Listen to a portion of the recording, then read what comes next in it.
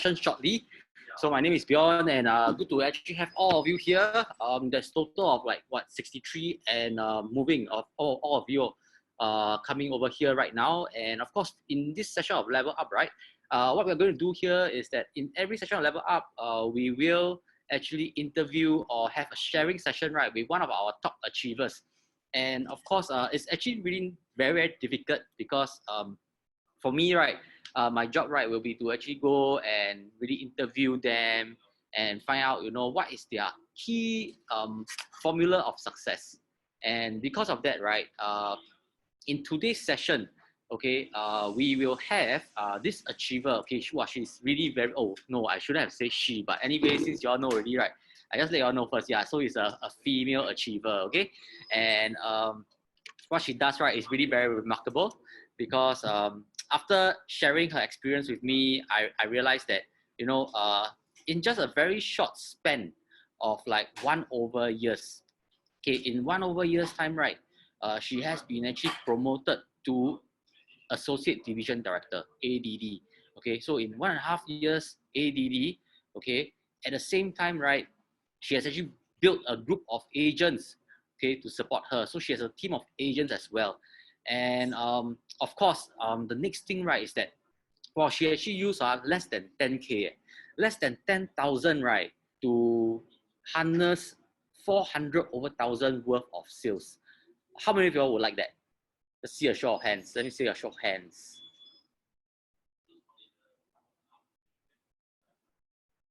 Yeah, okay, very good. Yeah, so I mean, for me, right, my business model, right, is more on the cold market.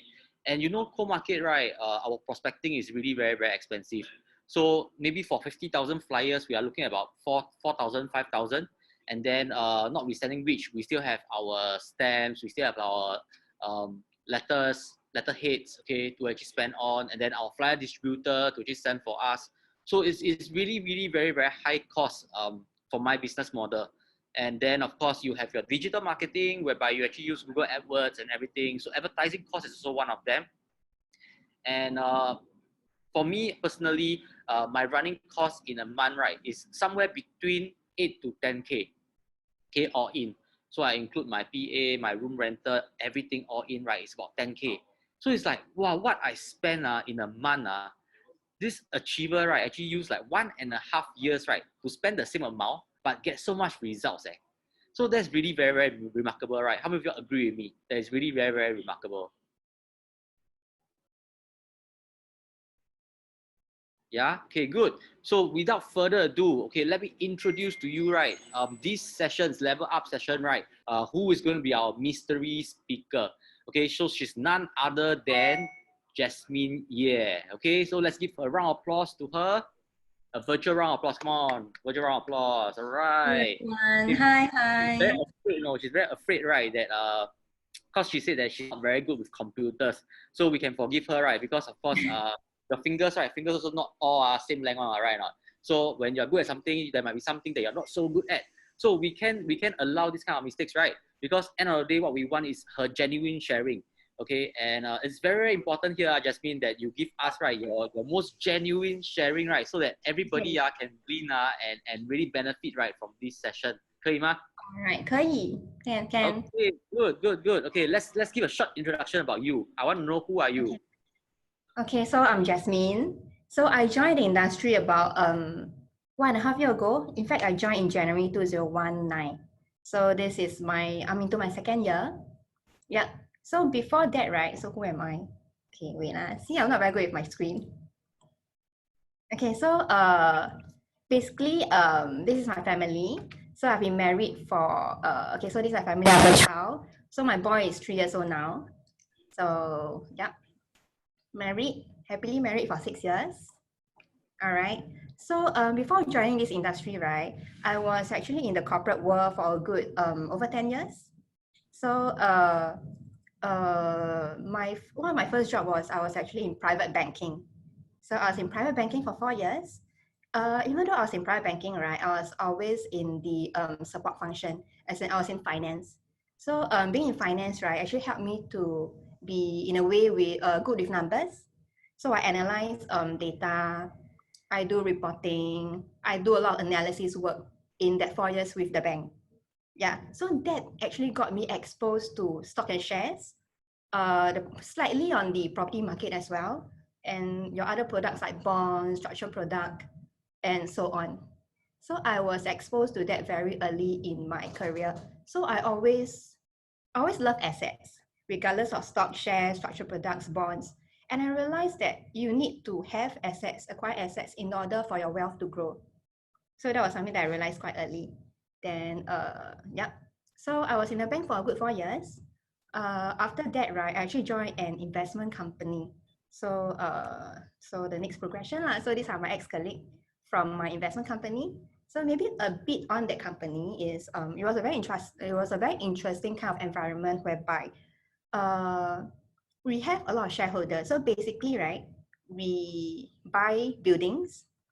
Oops, sorry. So we buy buildings and we trade buildings. So the buildings that we traded are buildings like Robinson Point, and Straits Trading Building. So all these are grade A offices. So that was actually when I got exposed to the property market. Yeah. So yep, I got exposed to the property market. I saw how well my company did, to the extent that at that point I was about 29 years old, 30 years old, around there. Yeah. So I was an assistant finance manager, so I enjoy very good salary. At that point, my pay was like 5K plus. And because of how well my company was doing, because of the property market, right, my bonus was like a good 8 month, 9 month, that kind of bonus. So like in my late 20s and early 30s, right, like when I was 30, right, my revenue, like my income for the year was like an easy 100K a year. So yeah, so so that is because we are dealing with property. So that got me really interested in property. Yeah, so Okay. that time when, yeah. So when you were 28 years old, right, and you actually earn 100K in your salary, what do you spend on? Oh, okay. So so I always tell myself, if I earn like 100K a year, right, I will reward myself with something that I like. Yeah. So I actually bought myself a Rolex watch. Yeah. Yeah. So that is like my own way of rewarding Is myself. that the one that you're wearing right now? Yes. Wow, nice. Yeah. Yeah. So I got it when I was about cannot see. Yeah, in my late 20s, about 30 years old lah. Yeah. So that was like my so-called my first achievement that I have for myself lah. Yep. Okay. So how did I? Okay, so that was how that was what ignited my passion for real estate. It was because of my ex-company basically lah, because I saw how well they were doing. And hold on yeah, so these are the properties that we are involved in. So they also own like this is Westgate Tower. Yes, so they own the Westgate Tower as well. Samsung Hub, Robinson Point. Okay, so because I was always in finance, I was always dealing with numbers.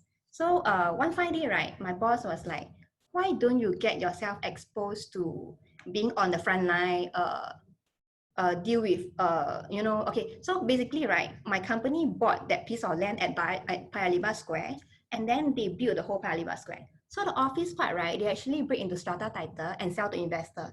So we actually kept the retail mall portion.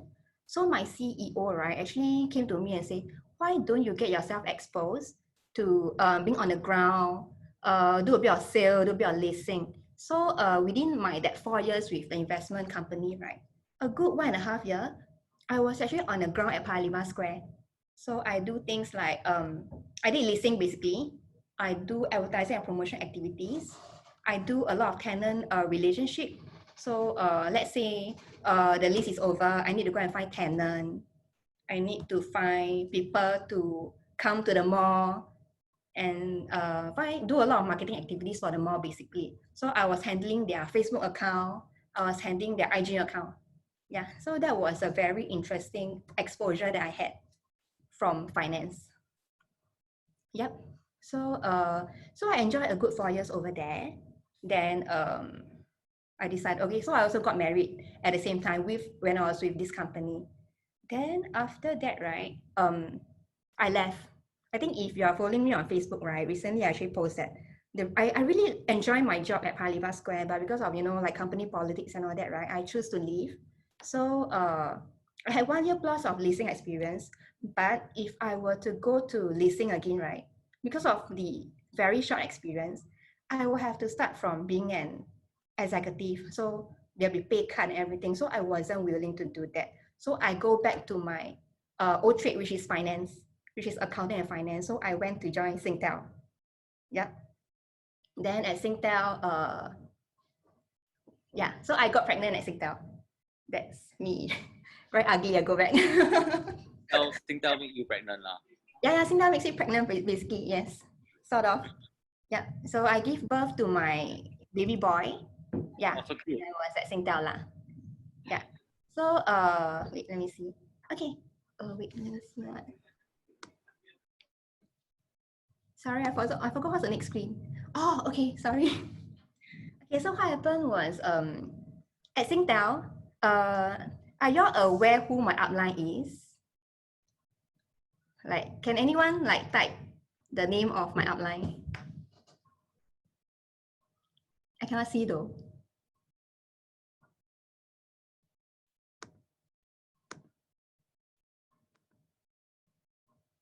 Chat, I need to open up the chat, yes. Yeah, Jamie, Infant. Yeah, so basically my upline is actually Clement. So my relationship with Clement was, he was actually my HR manager. Basically, he hires me to Singtel. Yeah, so he interviewed me. He was the one who planned my job scope and everything. So he's my HR manager basically. So he recruited me. So he was the first person I ever know in Singtel in that sense. So after that, we became very good friends. Then I went to actually give birth, right? So when I came back from my maternity leave, he was actually preparing to leave the company. So when I found out, right, I was like, hey, because Kevin and I are very, very good friends back in Singtel. Yeah. So so back then when I came back from my maternity leave, I was actually a bit I wouldn't say depressed, but I start to ponder more like, you know, what am I doing here?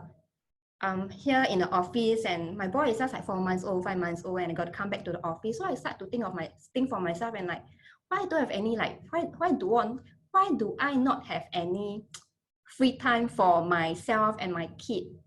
And I was like, what basically it's like a quarter life crisis or midlife crisis, whatever you call it.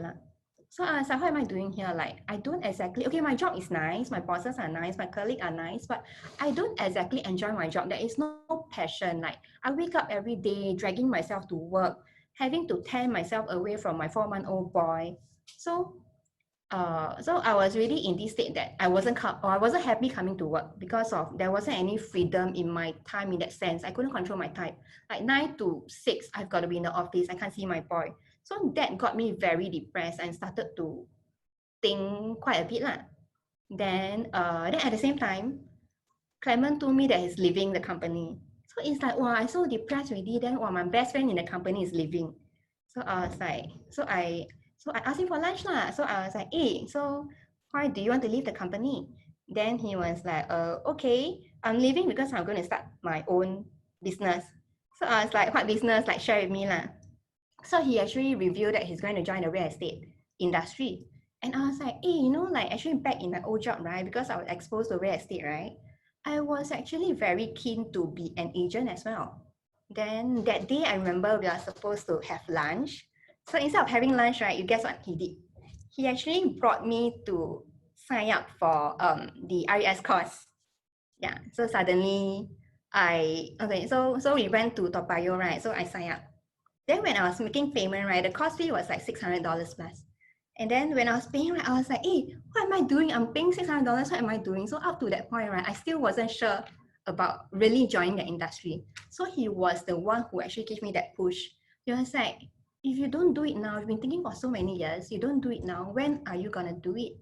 So I was like, okay lah, just do it. Like, anyway, go for a course, go for a lesson. No harm, right? I may not get the license, right? So that was my thought back then. Then, so after that, he left the company. I was still struggling. I was still studying. So it actually took me 3 times to pass. the first time I failed both paper because I wasn't that serious. And then that time was around I can't remember when, but along the way, right? Because Clement is still a very close friend. So I have been following him on social media. We have been coming out for lunch and everything. So I really saw how from a first year agent, not knowing much about the industry, don't know what to do, to until middle of his first year, he really started to produce results. And that time when you were in Singtel, right, you were saying if we can earn 10K a month, we would be very, very happy. So in the middle of his first year, he was already beyond that. He was really clocking, how much was it? 20K, 30K a month. So that really inspired me, and that really forces me to really study hard for the exam. So my second sitting, right, I actually passed paper 1, and then third sitting I passed paper 2. So that was October 2018. November 2018. So I still remember I got my result on I think was it 3rd or 5th of November.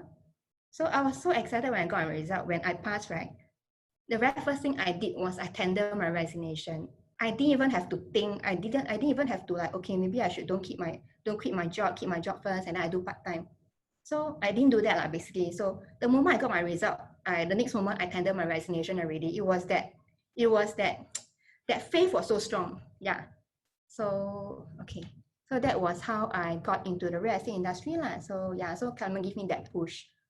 Then yeah, so this is Clement. So if it's not for him, then I wouldn't be in this industry. So these photos are taken during my first year. That was my first what is that? APBC. Yeah. So that was where I witnessed Clement getting award as well. So that got me really inspired. Yeah. Yeah. So what am I supposed to talk about for this? Okay, so I joined Clement. So it was a no-brainer lah. So he was the one who inspired me. So I joined him. So he's my upline. Then so I get to know Jane and get to know Alex. Then let me see what's the okay. Shit, sorry. How do I go back? Okay. So so because I joined Alex, then Alex always say new agent must join project. So I write Tinghua one. So I go and join project. And guess which project did I join as my first project? Can anyone like make a guess?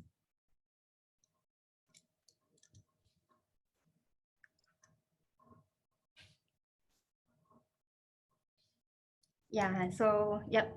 So I joined Boulevard 88. So if you know Boulevard 88, right, it's actually an ultra luxe project in Orchard Road next to Four Seasons Hotel.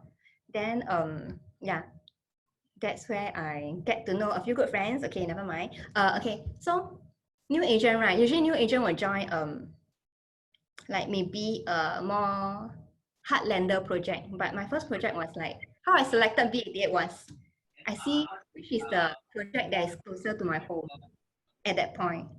So I stay in Queenstown.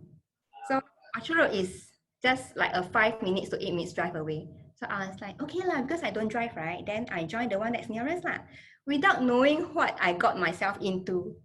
Yeah. But so, do you actually find that, you know, as a new agent, right, you really should just join like the OCR or RCR kind of project rather than CCR kind of project? Okay, at that point, right, that didn't occur to me at that point.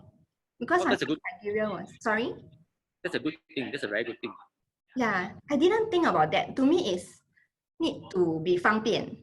If I go show flag duty, it must be near enough. If I got tagging, it has to be near enough so that I can, you know, travel because I don't drive.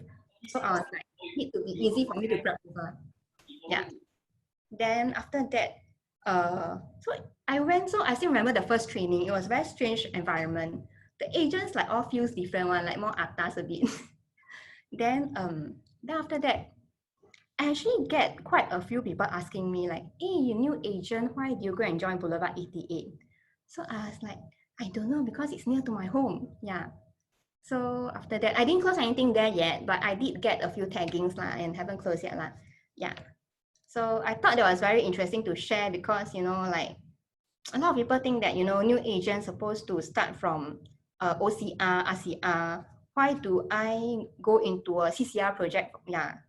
So I thought that was a very interesting, and I learned a lot from that project. Yeah. Yeah, I stay in Queenstown. Yep. Okay, so okay, maybe let me backtrack a little bit. So how I closed my first deal was, if you guys are on my Facebook, right? I am someone who posts a lot. Yeah, I share a lot about my life, like about my family, about my work, about my kid, what I'm doing. I buy necklace, right? I also might share with my friends. Yeah. So yeah, so what happened was, once I got my result, right, I actually went to Makeover Inc. to actually do a professional photo shoot. So that very day when I got my photo, right, the 大头照, right, I actually post on social media and declare like to my friends that, hey, I actually quit the corporate world and I'm actually joining the real estate industry. So actually, very interestingly, that very night, right, I got two girlfriends who actually contacted me. So that is where my first lead was. So the first girlfriend actually has an auntie who wants to sell her 3-room flat in Ang Mo Kio. So that was my first lead. And then my second lead was another girlfriend who is looking for her next home. So basically, right, she's staying with her in-laws and she wants to move out. Then I still remember I replied her, you want to buy resale resale HDB, or you want to buy condo? So that was my question to her when she said she's looking for her new home. Then she replied me, actually I'm looking for a semi-D. I'm like, wow, semi-D means actually like quite expensive one, right? So I didn't know that this girlfriend was so rich in that sense lah. Yeah. So that was my first case. The Ang Mo Kio flat, I didn't manage to sell it because it was a level 2 and it was an open listing. So I was actually focusing on the second case, which is the other girlfriend who was actually looking for a semi-D. Yep. So I serviced her. So I actually took the photo in November 2018. Then it was a very interesting case because when she told me that she wanted a semi-D, right? At that point, I couldn't tell a semi-D from a detached. I can't tell a terrace from a corner terrace. So to me, they're all landed because I never seen landed before. So to me, they all look the same. So I was like, okay, semi-D. What is a semi-D? Then I don't even know what question to ask her. So when she told me she wants a semi-D, right, I was like, I don't even know what question to ask her. So that's where Clement, Alex, they all came to help me lah. So they were like, okay, you need to ask things like, what is the size that you want, location, number of bedroom, and there was this term which is called you want original condition, you want to rebuild, or you want a brand new one. So all these are actually so new to me. So it was like it was like a crash course on landed, and that was before I attend actually the landed mastering right beyond. So so it was really a crash course. Yeah, so I actually attended his lesson after I closed his case. So this was actually my first case. So what happened was, to cut the story short, right? Okay, maybe sorry. So in between, right, it was a very steep learning curve because initially they told me they want something which is still built under construction. Yeah. So they wanted the Seletar area.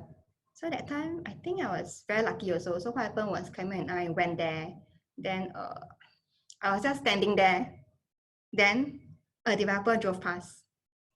And because we were wearing our lanyard, so this developer drove past and was like, you got buyer want to see landed, is it?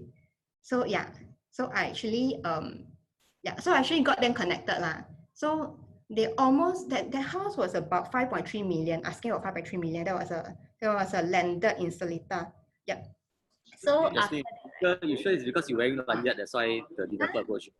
Yeah, I was with Clement some more. We were both wearing lanyard standing by the side of the road. Perhaps you're wearing a dress, that's the reason why the developer approached you. Okay, so basically, like, yeah, so we managed to connect them together, and because he was building under construction, right, so my buyer has certain requests like, they don't want the toilet to be here, they want the floor to be this pattern, they don't want this wall. So we could still discuss in that sense. So I found myself having to study floor plan. Yeah, so it was really a very steep learning curve. Like I still need to do planning. I was like, wow, landed from don't know anything about landed to planning their rooms, where is it, the structure of the landed and all that. So I thought it was very interesting. But ultimately we didn't close this case, but it led to something else. So the developer actually has a few landed under construction. So we managed to get exclusive for one of it. Okay, so I was still serving this buyer, which is my friend. So ultimately, right, we closed them at somewhere. Okay, they wanted Seletar, but we closed them somewhere which is outside of Seletar. Okay, so someone told me this. Usually, right, the buyer will buy somewhere which is within her comfort zone, as in they'll be familiar with the area, they stay there or their parents are there. And true enough, right, they selected, okay, so they stay in Yishun area, which is the Meng Suan Mandai area. Yeah, so ultimately, right, they actually bought in that area. So that was actually my first transaction.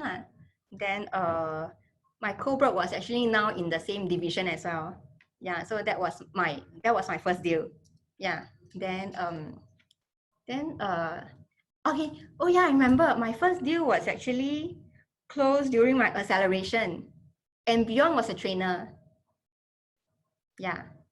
So I still remember I couldn't come out of the training because training cannot come out Then I was closing deal, then I cannot come out and do paperwork. So actually I got Clement to help me do the paperwork. So he was the one who actually met my buyer, met the co-broke, do all the paperwork for me. And then like during graduation of the acceleration, he came and passed me the OTP.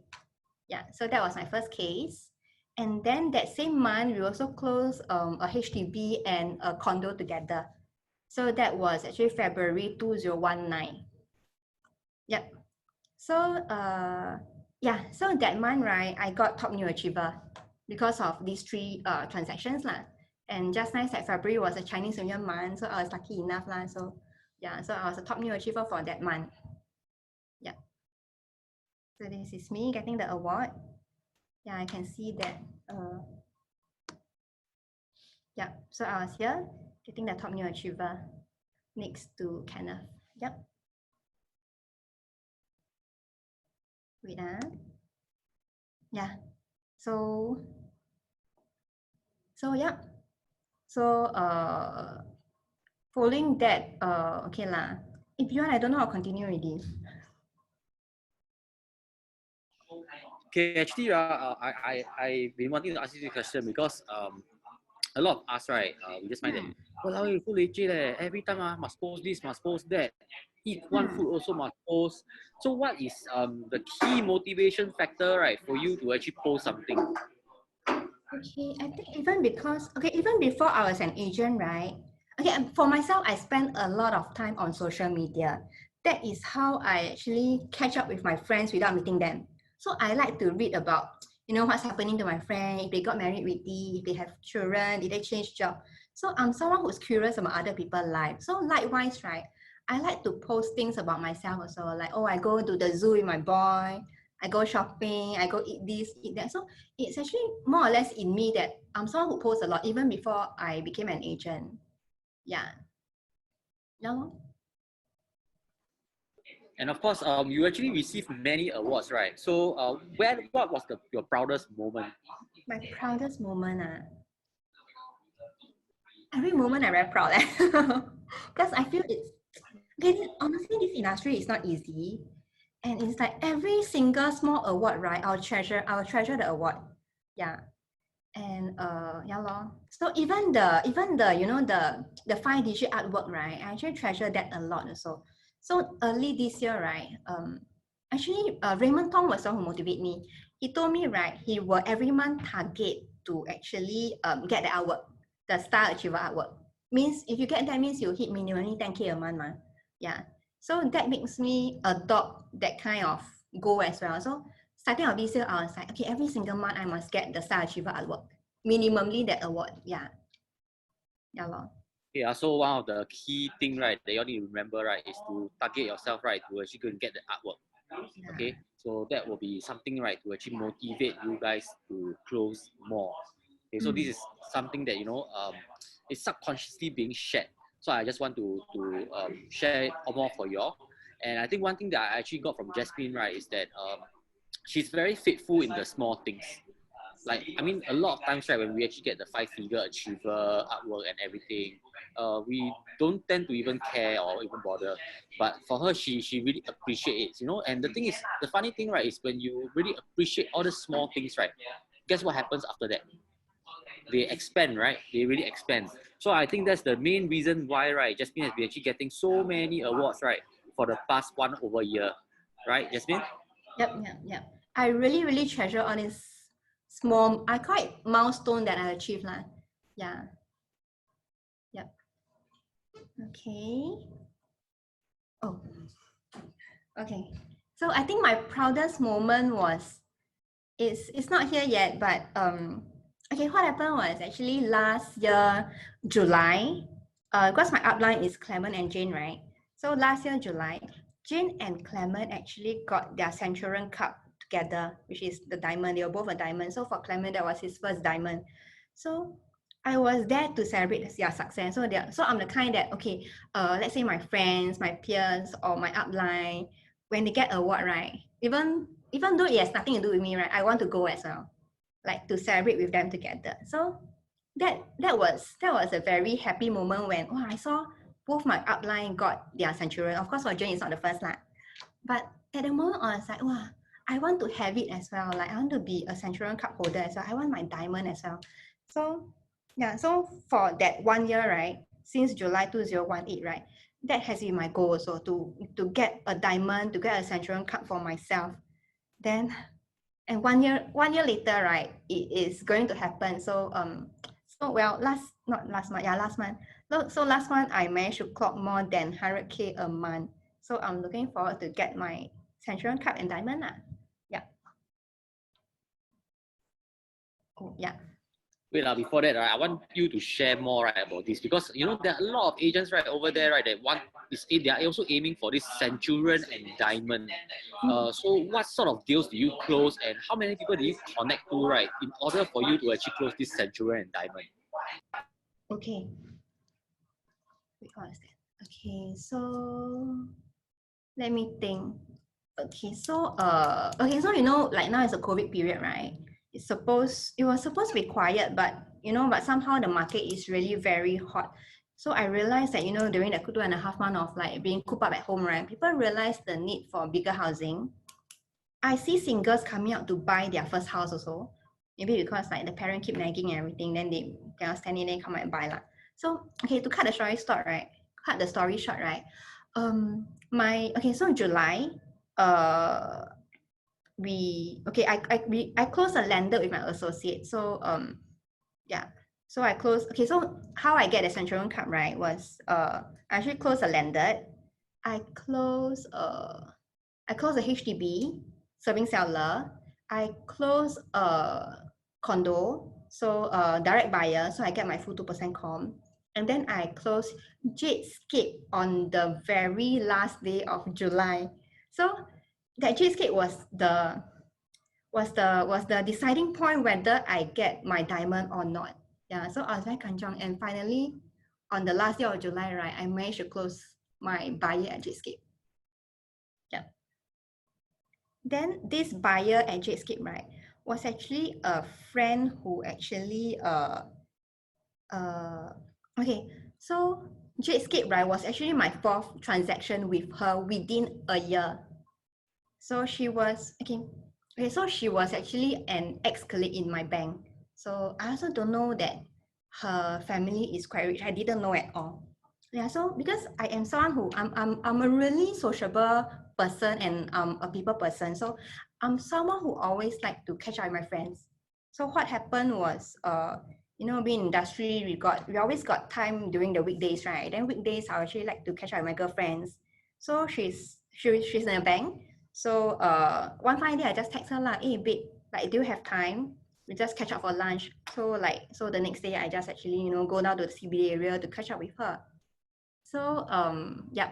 So what happened was we had lunch, and then usually I try, because people know that I'm an agent. So you know, there's always this stigma that, you know, you're an agent, you look for me means you got some agenda. So I always try to avoid them, because I think the relationship is always more important. So what happened was, yeah, we just catch up. I mentioned nothing about real estate until she brought it up. She was like, hey, just to let you know, right, my parents actually just decoupled. So they have a condo in Bukit Timah. So the father actually got his name out. So that got me curious, and I was like, why does your father want to do decoupling all of a sudden when, yeah, like all of a sudden I'll do decoupling? Is it because he's looking to invest in property as well? Then she was like, yeah, actually my dad is looking to buy a bigger place, maybe a 3-bedder, then with something freehold, and then with a budget of about 3 million. So I was like, wow, okay. Then so she was like, hey, do you have anything to recommend? She asked me. So I asked about the location. Location wise, she is open. And then she just want a big place. The father just want a big place, minimally 3-room and freehold. So that was a requirement. So that time was, I think Amber Park just launched. So I actually brought her, okay, so the father is working in Hong Kong. And that time there was the Hong Kong riot. So, okay, so that was why it prompted the father to start looking for another house because he wants to move back to Singapore. Yeah, so the dad is based in Hong Kong, but he's a Singaporean. Yeah, so I brought my friend to Amber Park and then to Hyde as well because the 3-bedroom is about 3 mil, 2+ mil, 3 mil plus. Yeah, so I feel that fits their requirement, their budget. So I brought them there. That was about July, August period last year. So they saw it, but somehow not too keen with either of the project. Then at the same time, right? Luxus Hill. Okay, so because I like to scroll Facebook, right? So I saw someone post on Luxus Hill. Then I went to join the chat for Luxus Hill as well. I think we have a PG chat for Luxus Hill. Yeah. So I went to join as well. So I was like, their budget 3 mil, then seems like this landed at this 999 year landed at Luxus Hill, right? It's about that range as well. So I was like, why don't I try to promote it to her and see what the father says? Yeah, so I got information about Luxus Hill, I got the floor plan, and then there is also I also found about the payment plan, and just now there is the stay and pay scheme. So I promoted all that to her. And I think she sent it to the father that very night. And the father was actually very excited. So to that extent, he was like, when can we look at the property lah? So that time Luxus Hill was considered a new launch in the sense that you need to register your interest, then go for the launch, you need to wait for the launch date, that kind of thing. So the father was so excited until he was like, maybe I can give you the check first, and then when launch, right, then my daughter and my daughter or faster go and help me see lah. Yeah. So that was my first deal with this friend. So what happened was the father bought Luxus Hill under his name, and then the whole family moved in together. So it was the father, mother, my friend, the husband, and the kid lah. So 5 of them staying in landed right now. And my friend actually just got keys to her unit at Botanic at Bartley. Yeah. So yeah. So because she moved in with the father, right? She has to sell, in a way, she has to sell her just TOP unit at Bartley. And then I didn't know that she has this property apparently. So when I transacted Luxus Hill for her, right, she told me, hey, actually I got a property which I want to sell. So I was like, okay, I can help you sell it. So I tried to get exclusive, but she is the kind that doesn't believe in exclusive. So there was actually 2 other agents marketing along with me for Bartley. But somehow I managed to sell it for them. I managed to transact that property for them as well. So early this year, I helped them sell their Botanic at Bartley, which is my second transaction with this friend of mine. So it's like, sometimes it's like, you just have to catch up with a friend, and then like one thing will lead to another. Then when I sell her Botanic at Bartley, right, she told me that she has a third property, which is a 1-bedder at River Valley. So I was like, hey, how many property do you have? And she's like, okay, this is the last one already. So I'm like, okay. So she wanted to sell so that she can buy something else lah. So basically, no exclusive as well. Basically, she has a long-term agent serving her. So because she couldn't give an exclusive because she feels that it's unfair for the other agent lah. So, but lucky enough, It was a one view, one close, and yeah, so that was my July transaction. I managed to sell off that unit for her lah. So I started marketing in, I think about late June or mid of June. Yeah, so by mid of July, I managed to sell that for her. Yeah. Then, and I remember she told me when she sell off her investment property, which is this one bed at River Valley, right? She wants to buy a new launch. And I know through our conversation, she has always liked Jadescape. And she's also familiar with the Bukit Timah area. So just nice. Both are by Qingjian and she likes Qingjian as well. So I brought her to Forest. I brought her to Jadescape and she still really liked Jadescape. And she saw Jadescape before, like when it launches. Yeah, but she couldn't buy because of the ABSC. She has other properties lah. Yeah. Yeah, so in July, right, I sold her investment property and I helped her buy Jadescape. So that forms part of my diamond for the month lah. Yeah. I'm very curious to know. So that session that you actually had with her, how long did it took? And were you the one that actually put the deal? I cannot remember. I think we split leh. Wow, still split lah. Wow, you close how much before you still split? Yeah, because it was just like a normal catch up with friends, you know. Yeah, it was without any agenda. It wasn't like I meet her because I know she want to buy property. It's more of really like a catch up, like see how my friends are and all that. So it really one thing led to another. Yeah.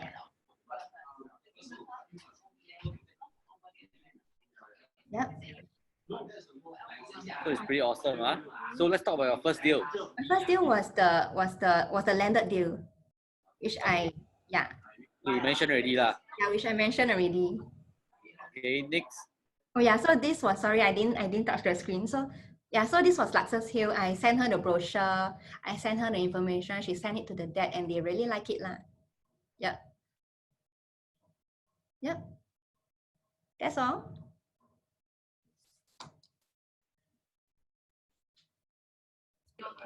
Okay, so I'm sure, right, that there are a lot of you all, right, that really want to ask questions, right, from Jasmine.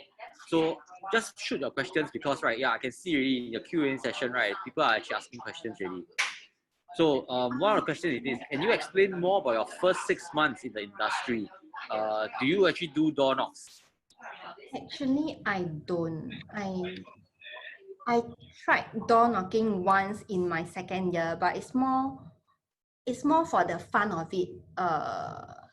Yeah, so prospecting wise, right, like what Bjorn mentioned, I only spend on, okay, I really believe in Property Guru. So first year, right, as a first year agent, you get a special discount for Property Guru. So I spent about 1,008 on Guru. Then second year, I sign up the mid-tier package, which is the one that is close to 5K a year, that one, yeah. So these are all I spend. Then I did print flyers before, but I wasn't very diligent in sending out the flyers lah. Yeah. So door to door, I did try before, but it wasn't an experience that I enjoy. So I always tell myself that, you know, since we are in this, right, we must be doing something that we enjoy. If I have to force myself to go door knock, it's something that I really, really hate, right? Then I won't have result in it lah. That's what I feel lah. Yeah. So the first 6 months wise, I really didn't do door knock. Okay, how about your marketing? What do you actually spend on your marketing?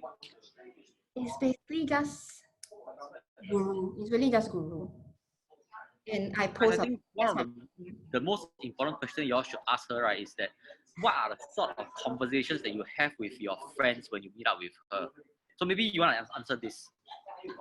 It's basically really just okay, because I remember already why I meet up with that girlfriend was because she was pregnant. Then I just want to congratulate her. She got pregnant, and I just want to congratulate her, catch up with her, see how she is, that kind of thing. Yeah. So it's really more of a just want to catch up with my friends. Really, no agenda, no motive. Yeah. Yep. Okay, any other questions? Just feel free to actually fire questions. She's really here to really share wholeheartedly with you all. Actually, my first 6 months, right, I was only performing in the month of February itself. So February, I got top new achiever, right? Then my March, April, May, June, I didn't close anything. Really didn't close anything.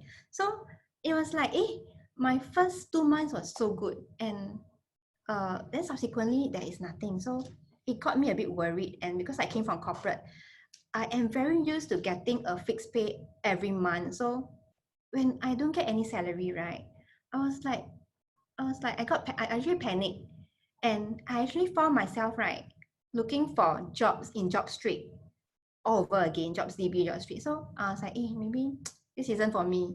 So I was like, maybe I'm just a one-hit wonder, like close one deal, then no more. Yeah.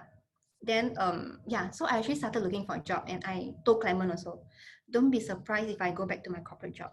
Yeah. So I almost gave up in my first 6 months in industry, even though my second month I get quite a decent result. Yeah. So I I even wanted to go for interview. I actually arranged for interview, but I didn't go for the interview. Yeah. So if only imagine if I really did give up. If I really go back to a corporate job, right, then I think you will really be a big waste. So on hindsight, right, I'm very glad that I didn't give up. So what changes was actually in July, I went for ULWC. So yeah, so when you go for such trainings, right, you will kind of like reset your mindset again. So yeah, so ULWC really pushes me forward, and yeah, I started to become more consistent after that. Yeah. Okay, we will leave your question and answers for later. I'll take note of the questions, but we'll go on forward first. There are a few more slides that we need to actually go ahead. Yeah, it's really more. Jump 2 slides. Sorry, what was the question again, Beyond? Jump 2 slides. Oh, jump 2 slides. Huh? Oh, okay. Yeah. Okay, so my business model is okay. I don't exactly has a business model, but real estate has always been something that I was very keen in. Even before I was an agent, right? I always tell my friends, you all must upgrade. You all must aspire to own multiple properties. So that was in me all along. Then so when I was an agent, right, I'm really very aggressive in doing networking. Like okay, so there was this instance, right, when I have a friend who uh who is actually a trainer with I believe it was iQuadrant. So he was a trainer. Then he found out that I was in the industry. So he actually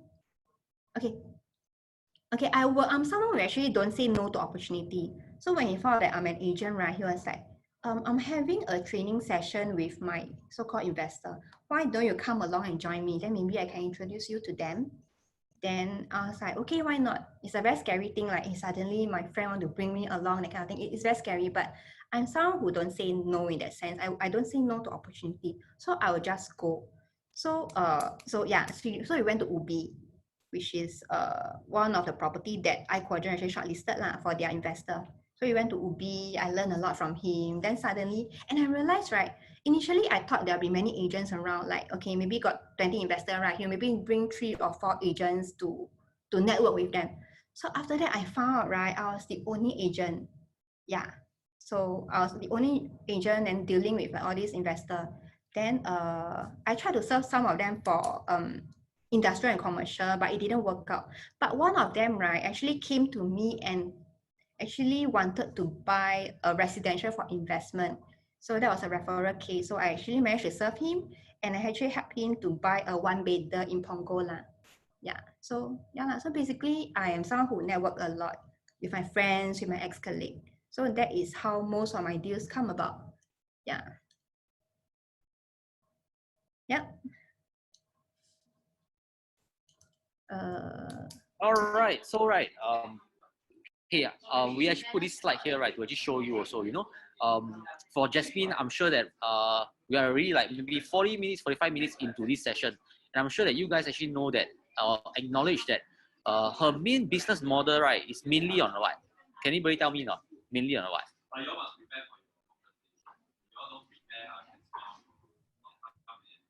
Hot or cold network? Yeah, her business model is mainly on networking, right? So if you really look into networking, there are several networks that you can actually join. So first thing, right, of course, will be networking within your organization, right? So within ERA, who say within ERA cannot get deals?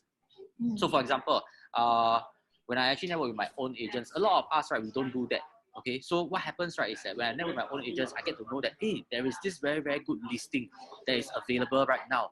So which buyer can I bring, right, to actually close with this agent? Why? Because very simple. If let's say you're my friend, so today, Jasmine, you're my friend, and you have a very good listing and I have a buyer, will you want to co-pro with me? Yep.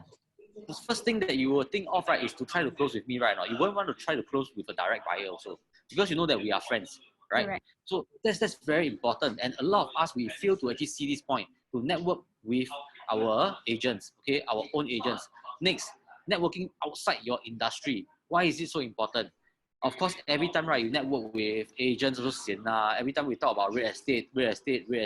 I mean, we must have a life also, right? So that's the reason why we network outside of our industry. So it could be what? For Jasmine, perhaps she will be networking within her mother's clique, okay?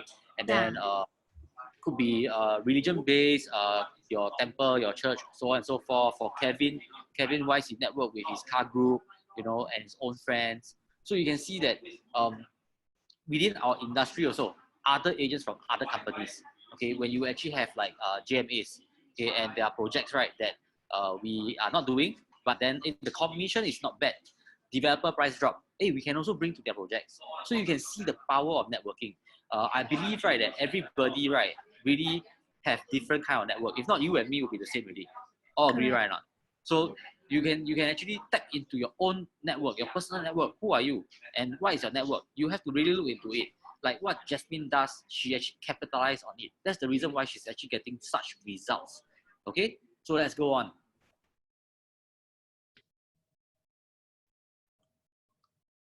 Okay.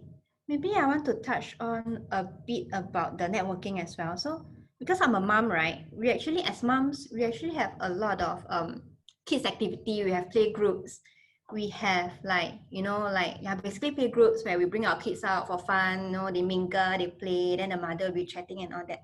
So a lot of my clients are actually fellow moms as well. So yeah, so I feel that all of us, right? I mean, we all have friends or we come from different background, we have ex-colleague, we have friends.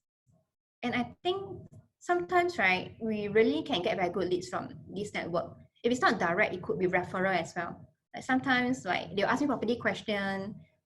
Usually I'm not the one who bring up the question, but if they're property questions, right, I'm always more than happy to answer for them. And I will always try to get referral as well. Like, hey, so if you think I'm good, right, then maybe you can, if you have any friends or family members who are looking, maybe you can think of me lah. So I'll just like remind them a little bit on that. Yeah.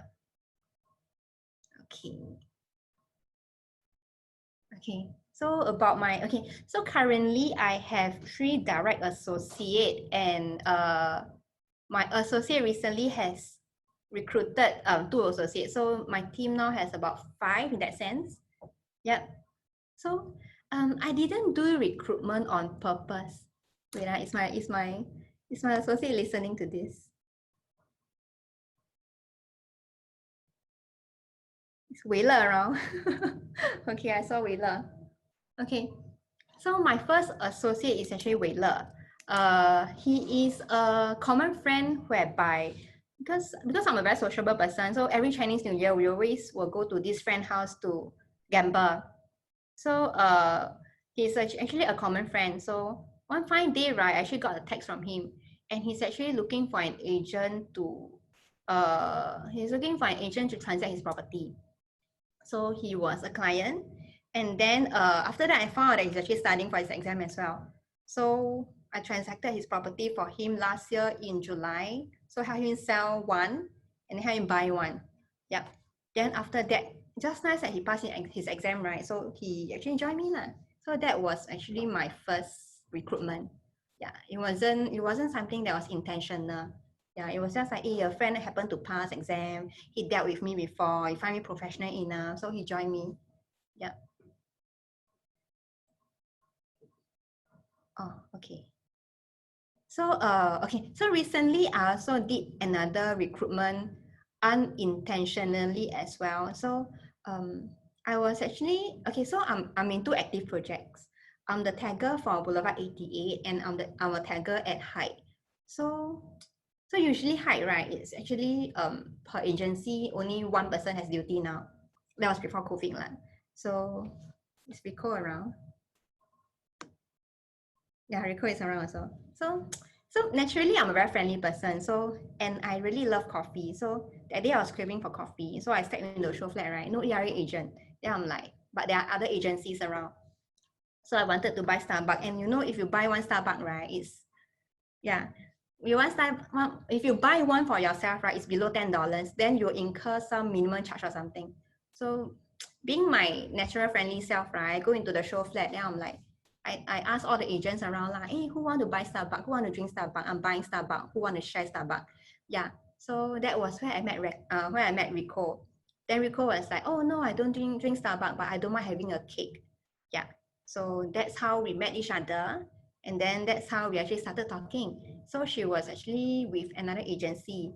And yeah, so we started sharing our experience. Both of us were second year agent. So we started sharing. And yeah, so she shared with me that she's actually looking to go to another agency because of various reasons lah. So I was like, why don't you come and meet my upline? You know, like Premier Group is very strong, our division is very strong. We have a lot of help, a lot of support, very good sharing and caring culture. So she was like, okay. So I think next week or something, we actually met up with Clement and Alex. And then after that, she was comfortable enough. And then we went to office and she actually signed up and crossover lah. Yeah. So Rico, right? She actually made me top new manager twice, once in April and once in June. Yeah. Yeah. So she's a very strong agent as well. And then recently, she actually just recruited 2 other agents to join her, which is just last week only. Yep.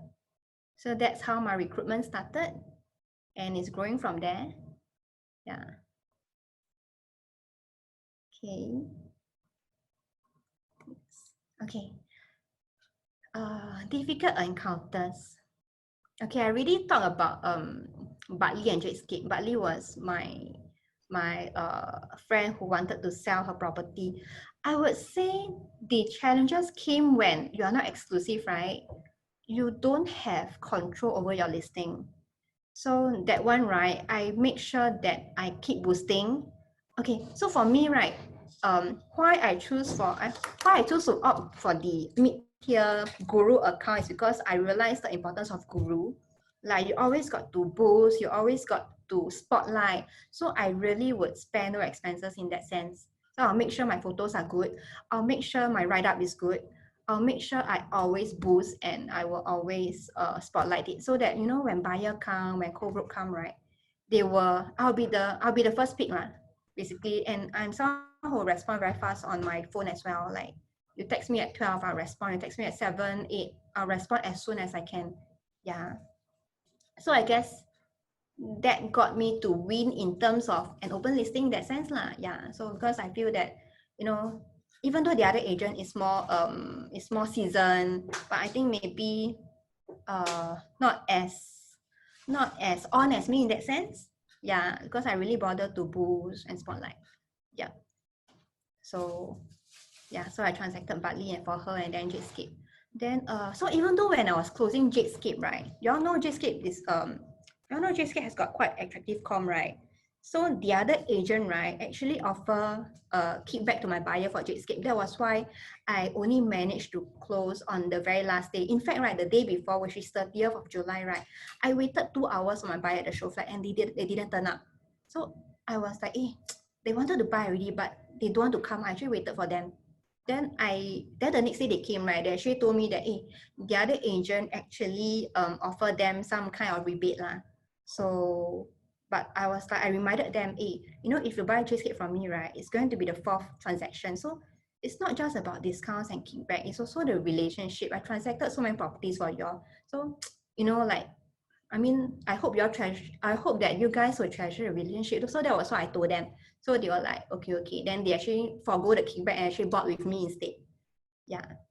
So I guess for clients, right, sometimes they also will treasure the relationship with you as an agent if you are, Sorry, yeah, just to value I add. just want to check with you, right? Because you mentioned that there is a kickback that was involved. Yeah. So in the end, when they actually go through with you, right? Were there any other kickbacks that you had to give to them, No, I or didn't. just I only treat so them they Hai Di Lao. so the commission that they gave you, they really let you take everything? Yeah, I took everything. Oh, okay, Yeah. okay. Well, that's good. That's good. I took the full 3.11%. Yeah. Because I told them I'm not going to give any kickback, because if you trust me, if you value the relationship with me, right, then it shouldn't be about kickback lah. Yeah. Yeah. So they were okay lah, then they really proceed with me. So I really closed them on the last day of July. Yeah. So until the day before, right, it was still kind of uncertain. Yeah.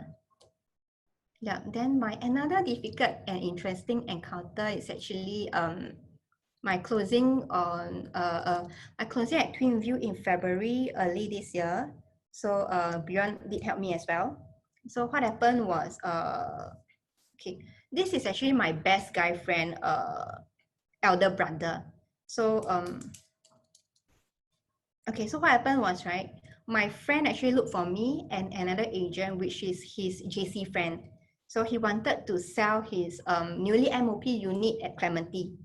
So so there was actually two agents involved, me and the other lady. So yep.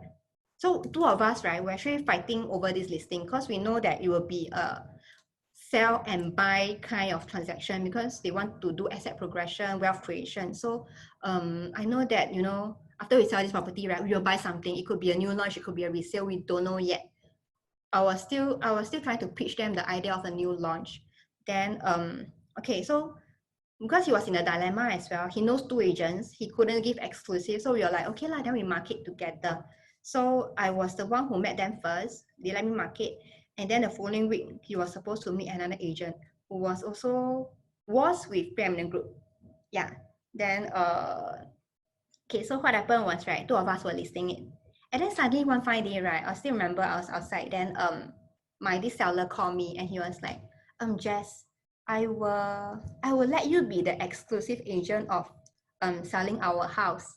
Then I was like happy ma. I was like, hey, so what happened? The other agent, she don't want to sell already. Yeah. Then I'm like, no, we will go to her for buying. We decided to buy a new launch. Then I was like, okay, should I be happy or sad that, you know, I'm going to get exclusive for your HDB, but you're not going to buy from me? So I already put down my phone, but this was what I was thinking in my head, that like a bit bo hua, like I have you sell, you know, because selling is always the harder part, right? So I was like, it doesn't feel right, leh. Then after that, I got a bit upset because they told me they want to buy new launch, and I was even more upset because they told me they are looking at Twinview, and if you know Twinview, right, the comp is actually a freaking 4.2%. So yeah, so I was actually very upset. Yeah. Then yeah, so I actually, yeah, so but the thing about me, right, is I go back, I reflect for a while, then I'm thinking like, this sounds very wrong, like I shouldn't accept this, I shouldn't accept what the client tell me. So I actually called them back, right, I was like, hey, I know, I'm very glad that you wants me to sell exclusively for you, but I just reasoned with him lah. So I was like, hey, you know, selling is always the hard part. And to be honest, you give me 2% commission, right? I sell for you, I only get over 10K. And I took, and easily, HDB, right, nowadays, 3 room, the price at Clementi 3 room, because it's a DBSS, it's actually quite expensive. So it's not your regular 3 room. So I feel the buyer wouldn't come that easily. So it can easily take me 3 months, 6 months to sell for you. But if I sell for you, I put in so much effort, I spend marketing dollar, and then you go to another agent for a new launch, right? I feel that's not very fair to me, because buying is always the easier part. So that was what I told them.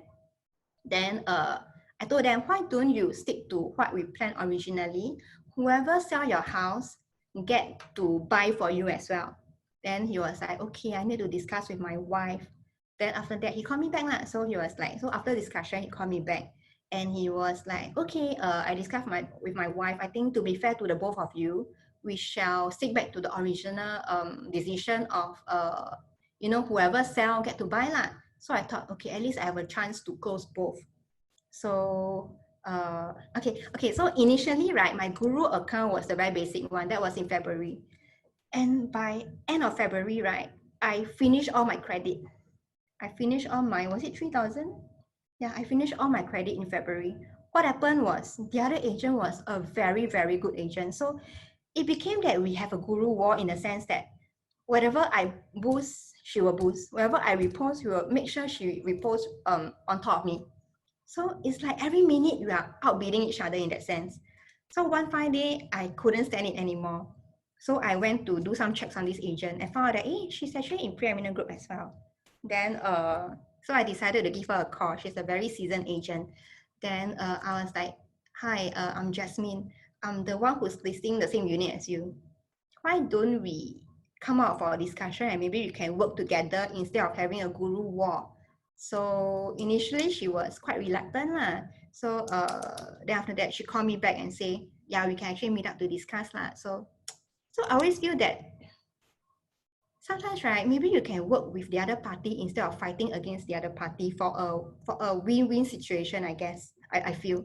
Yeah. So yeah, so we managed to actually work together because we are both in preeminent. And then so because the buyer already decided to buy TwinView, right?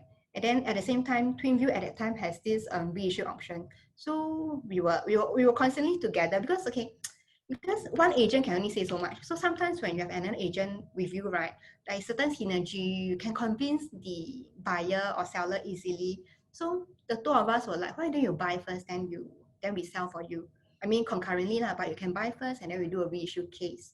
So what happened was we managed to convince the client, which is our friend, and then we brought them to TwinView and then close TwinView together lah. So the com, even though it's divided by 2, but it's still very significant, and at least we get to close the deal together. We don't let the deal go to waste. Yeah. So I believe in working together as well.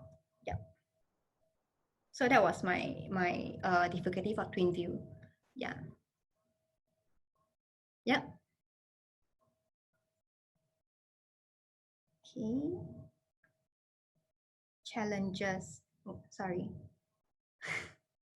Yeah. So I think the thing for me is I most of the time, right, even though client can tell me no, they can reject me, but I will actually take it very objectively, and I will always always think, is there any way to turn this thing around? Is there any way to counter this? So I usually don't take no for no. So I will just like try to turn things around, and true enough, I managed to do it for this TwinView case. And the selling of their HDB and TwinView com actually give me a good 40K. So even though we share, right, it's 40K each, which is very significant. Yeah. So like from there, right, I will always tell myself, don't take no as an objection.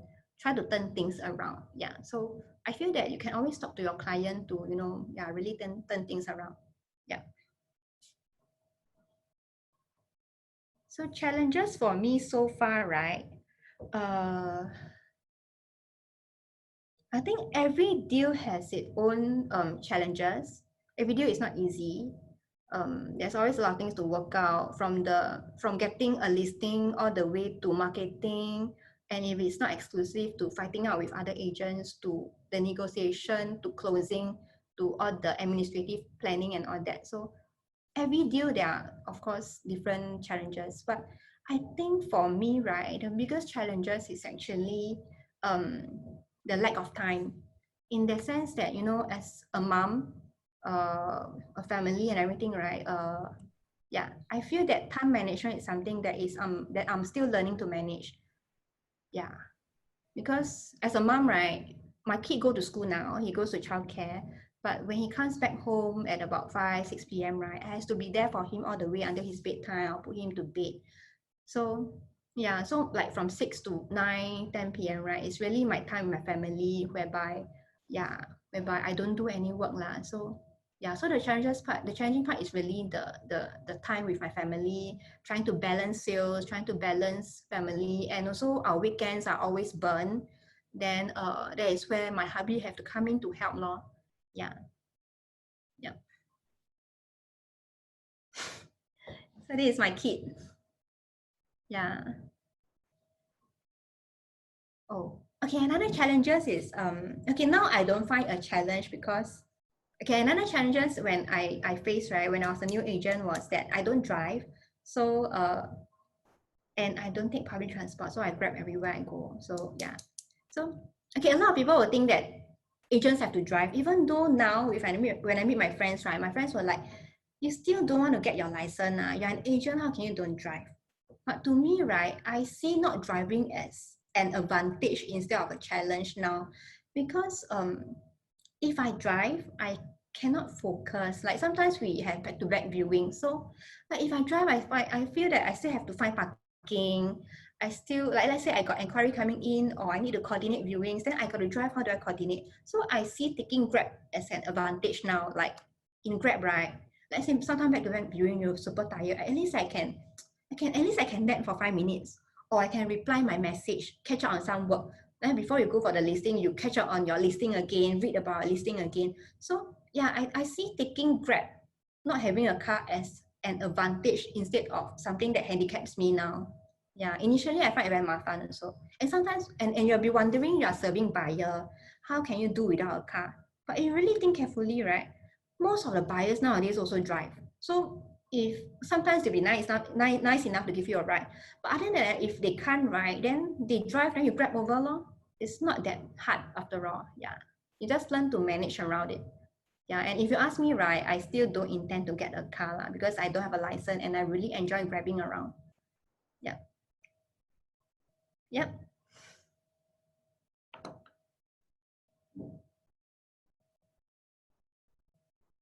Investing guru. Beyond.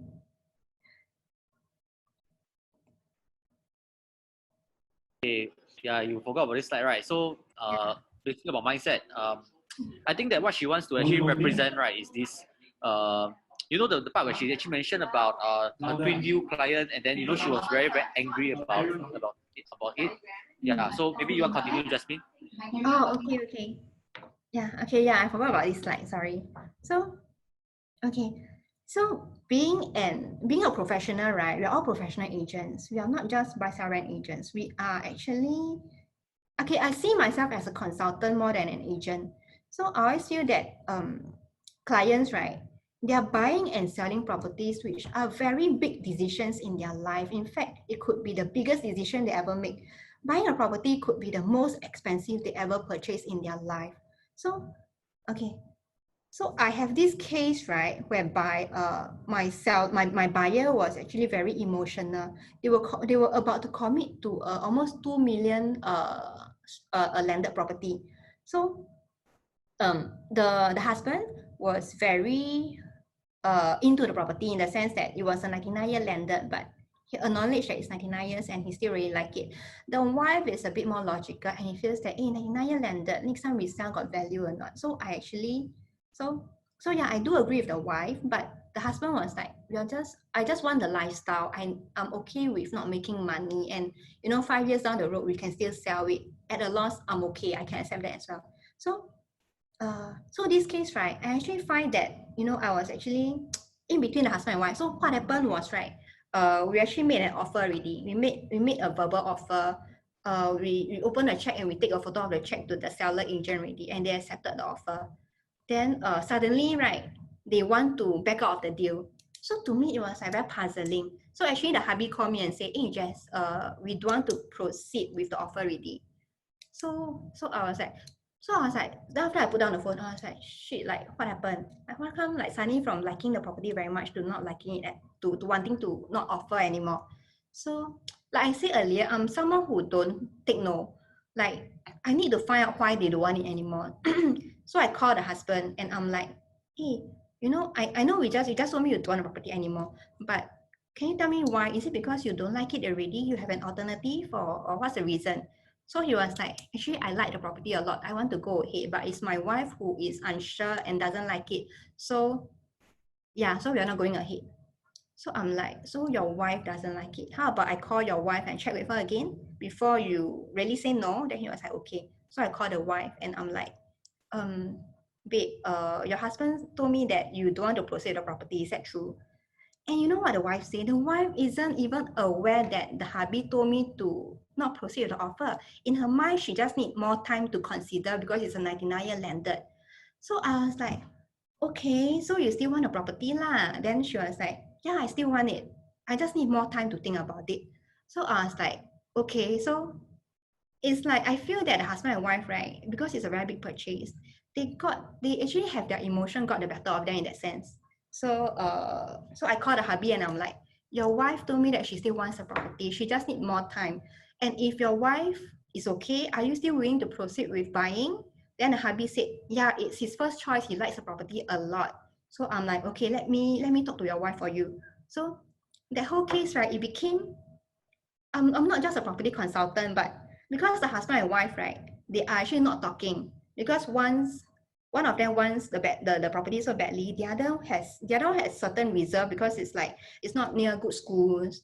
It's a 99-year lander. Then they worry about their kid going to primary school. So this is a typical thing that a mother will worry for the kid because there's no school around. So I was like, okay. Then yeah. So I called the wife and I'm like, I know you have a lot of concerns. Why don't you give me all your concerns, right? Then I will list down one by one for you. So she tell me it's 99-year landed. They couldn't make money. So I asked her, you stay 5 years, that a loss. Can you accept or not? She said actually she can because she also understand the husband only just want the lifestyle. Then I'm like, okay, fine. So that one is not an objection. You're okay. So I told her you're okay. Then I'm like, okay, school-wise, I agree there's no good schools around. Are you okay? Because since you're okay to, okay, sorry. So the kid is actually a newborn. So I was like, are you okay to actually rent near a good school and then rent your landed if needed? Then she said she's willing to do that. I'm like, 5 years down the road, you intend to sell, right? Then maybe, school would not actually be a problem. If it's a problem, right, we can always rent. And because yours is landed, you can rent at a better value. You just go and rent another 3-bedroom condo, which is good enough for you. And she said she can accept that lah. So I really asked her for all her objections and I really addressed them one by one. Then at the end of it, then she's like, okay, I think I feel more comfortable already, so we can actually proceed. So I actually, yeah.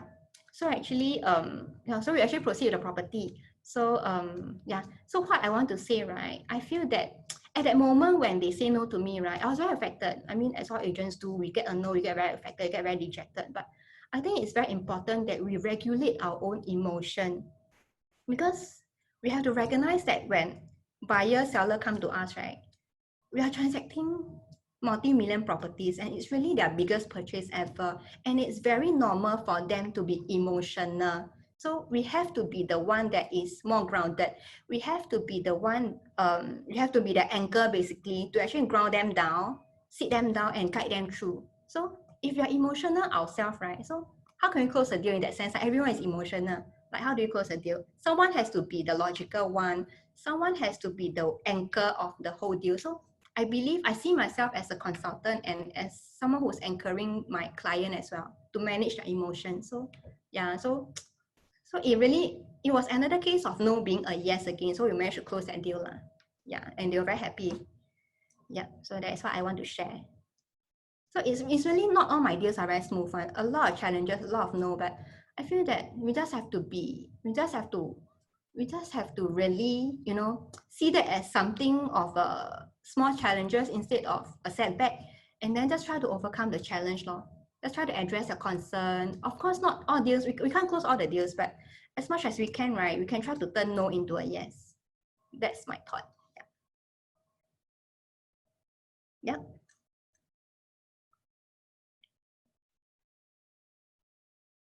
Okay, so a word of encouragement is, okay, like I mentioned earlier, right?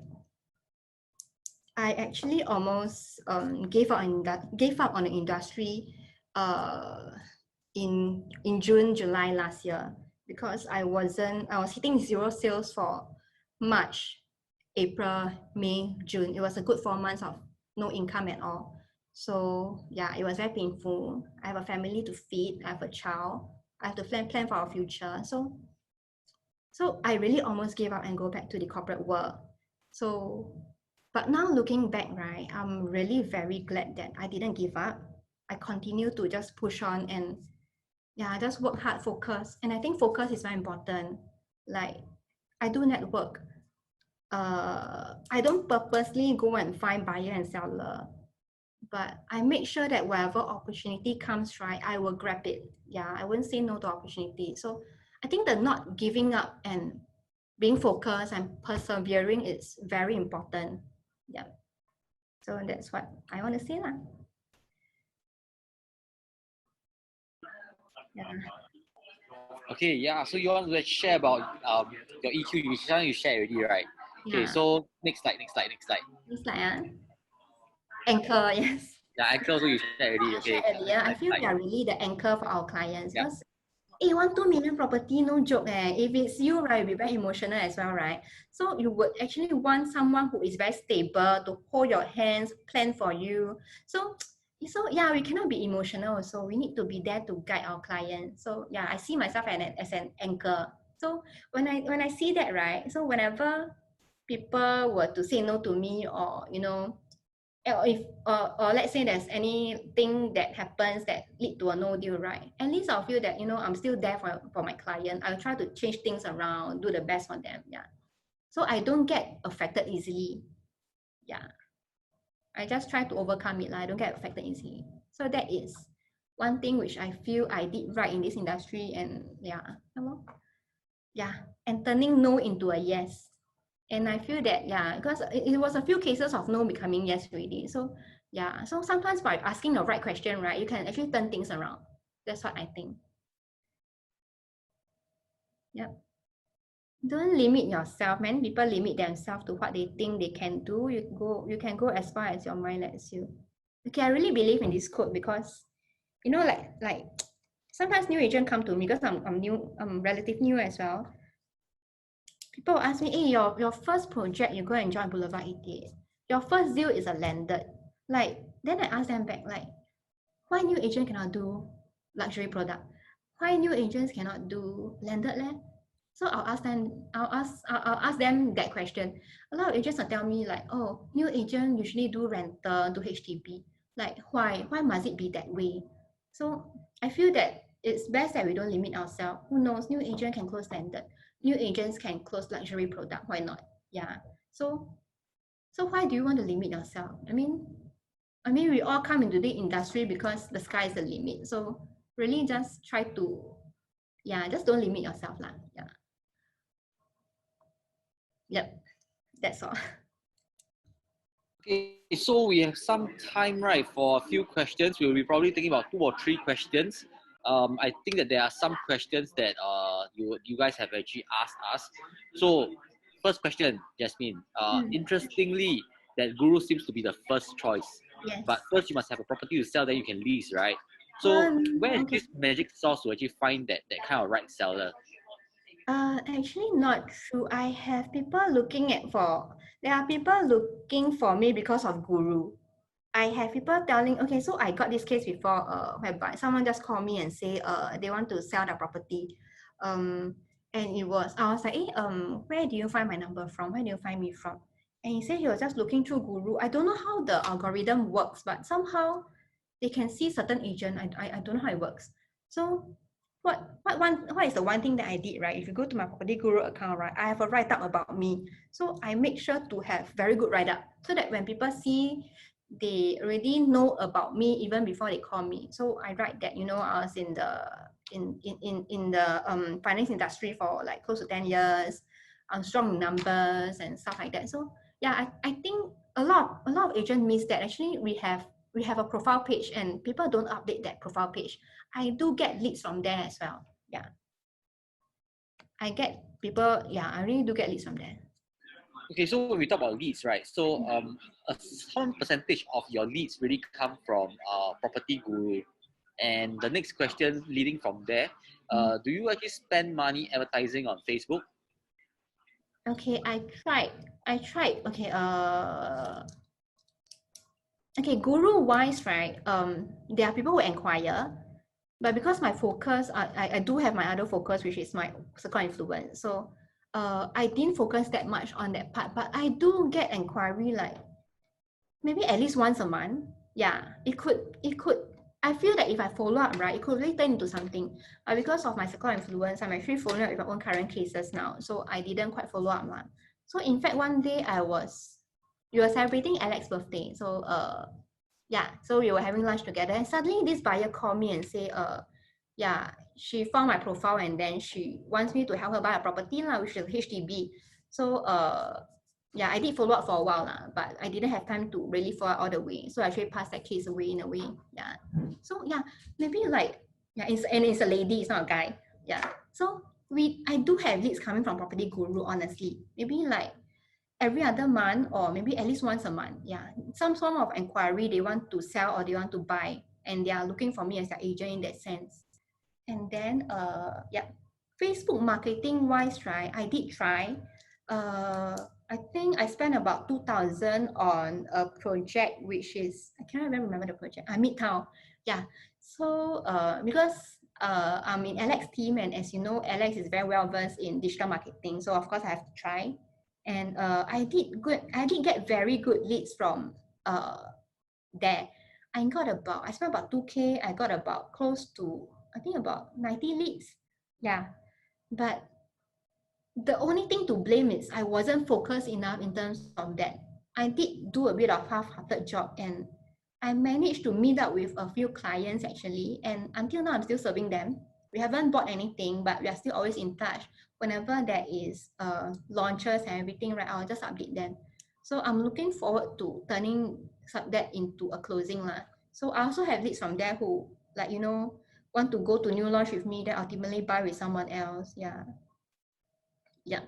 But those are, I would say, still very genuine leads. It just takes time to harvest, I feel. Yeah. And some of them actually became friends with me as well. Yeah. Okay, so Jasmine, I have a personal question that I want to ask you.